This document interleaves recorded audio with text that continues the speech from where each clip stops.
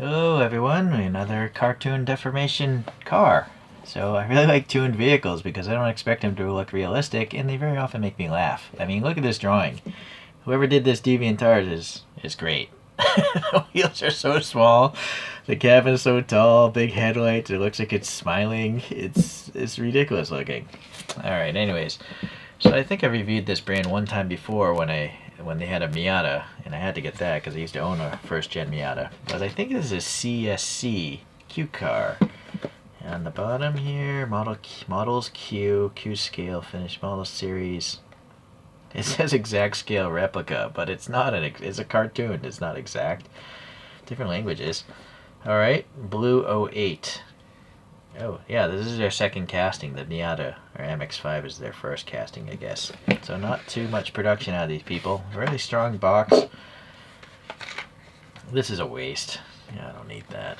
And this is a crazy strong case. And unfortunately, it's a different form factor than the other cases.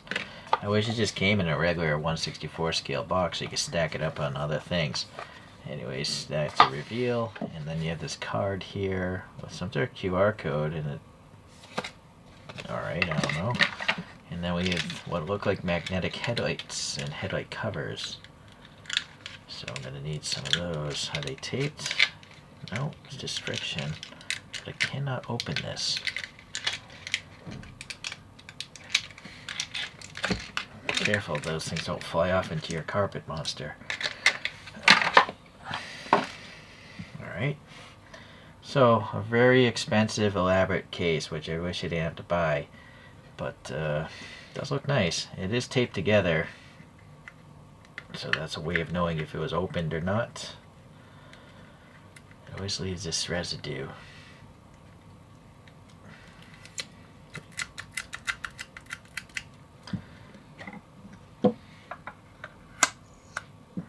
Okay.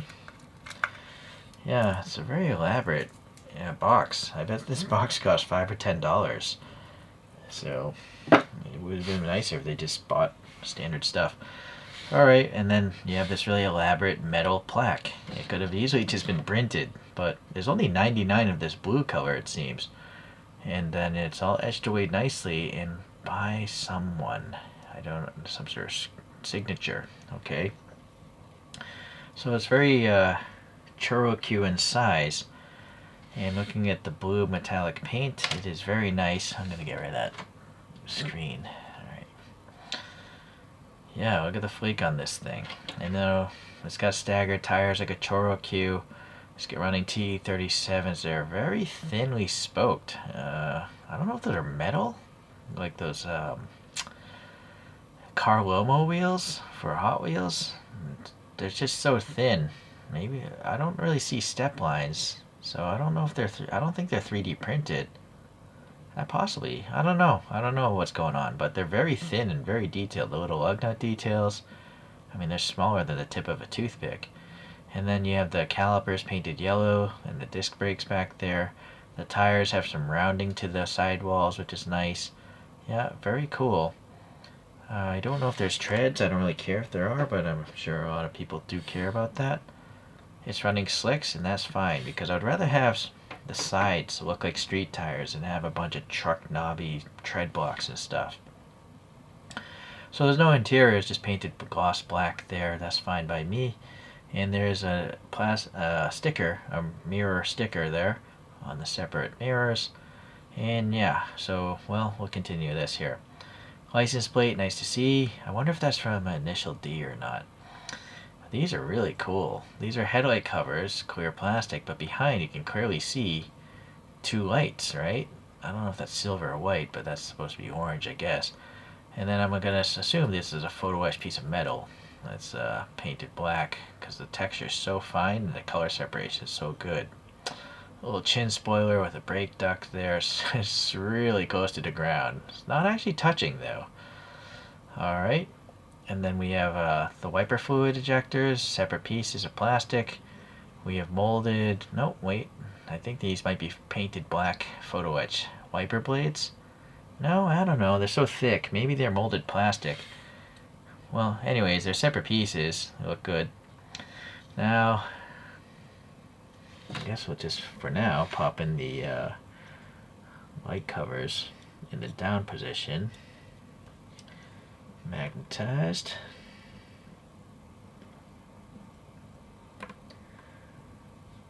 Yeah, magnets on both sides. I think it goes this way. Thicker. All right. So yeah, being plastic on plastic, the panel gaps are really tight. It's almost indistinguishable from the rest of the body. Like, if you gave this to someone, I don't think someone would realize this is a separate piece, because look at the gap. It's the same as this. And this is the problem that goes on in die cast. You can't get this kind of fit. If they all had plastic bodies in 164, you could have separate parts, and it would be perfect. This is really impressive. I mean, it's painted, so that's what makes it really impressive. They factored in the clear coat thickness and all that stuff. Alright, very cool, very cool. This side here, yeah, nothing wrong. Looks pretty good. This side does have the fuel filler. Okay, the door handle there looks alright. And then the rear, nice, license plate again. Big silver exhaust, yeah, with a little bit of a recess here, okay. And then these reflectors, there's that little rectangle inside of them, so I think maybe that's a photo etched piece of metal, and they have some red resin on top of it. Very cool. Look how shiny it is back behind the red. Yeah, very cool.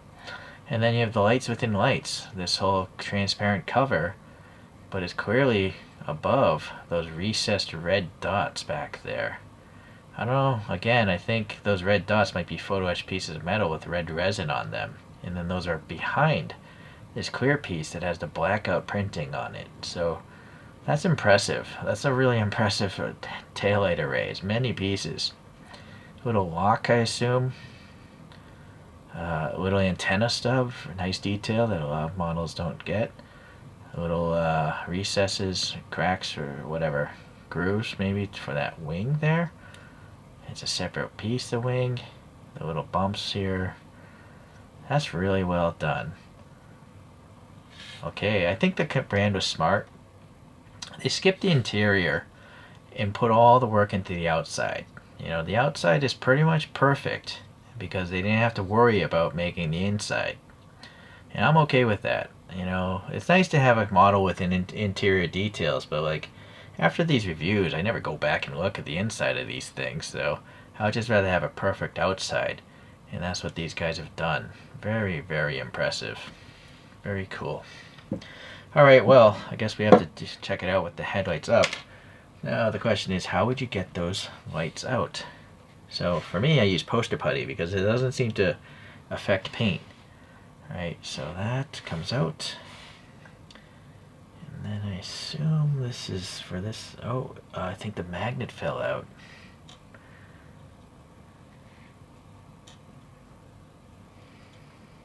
Yeah, I think this is missing the magnet.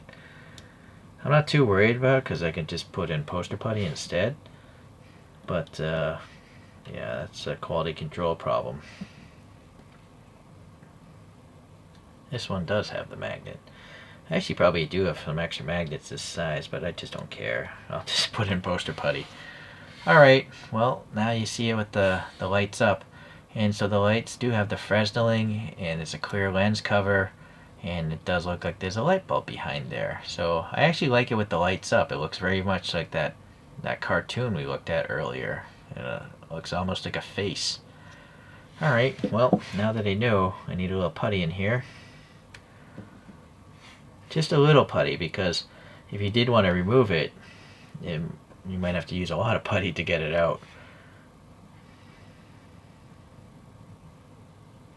Or actually, since that's a recess, I have to fill in that recess.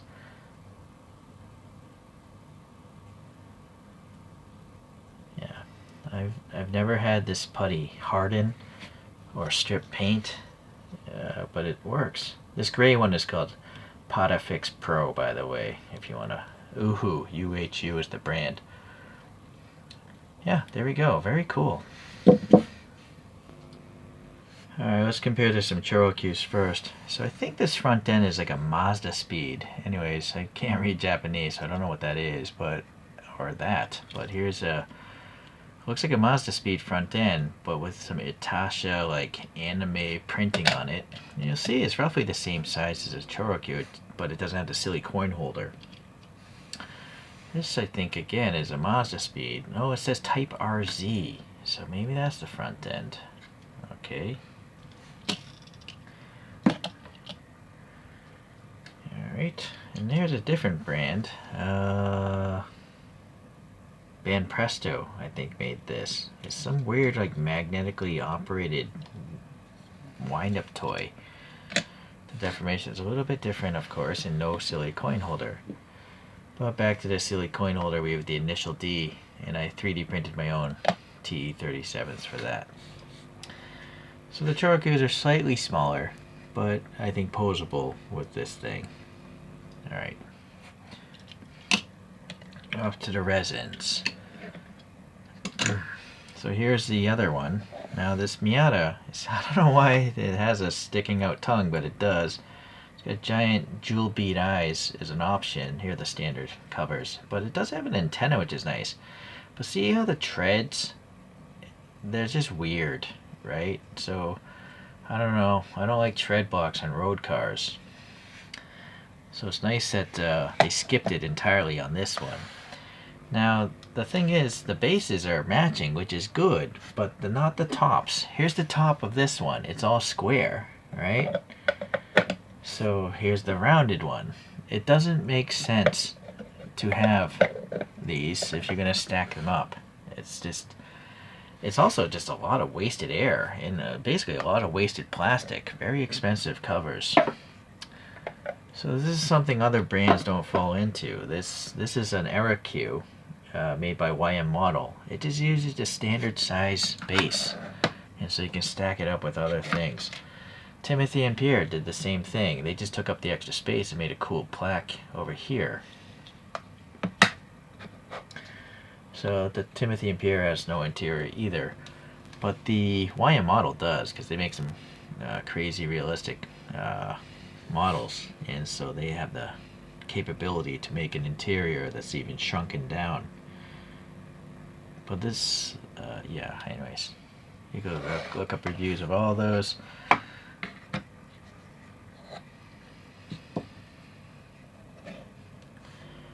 Alright, well, anyways, the model itself is fantastic. I mean, it's just perfect. There's nothing wrong, I guess. Maybe, alright, the missing magnet, that's a QC problem. But the taillights, I mean, so many parts in those taillights is really impressive. I hope these guys make more castings, but, you know, maybe switch over just to a normal box so people don't have to waste money. It's, you know, you can have a cheaper model, it'd be more accessible to other people, and just easier to store. Alright, well, minor nitpicks, I guess, there. So we'll see you in the next deformed car video. Thanks for watching.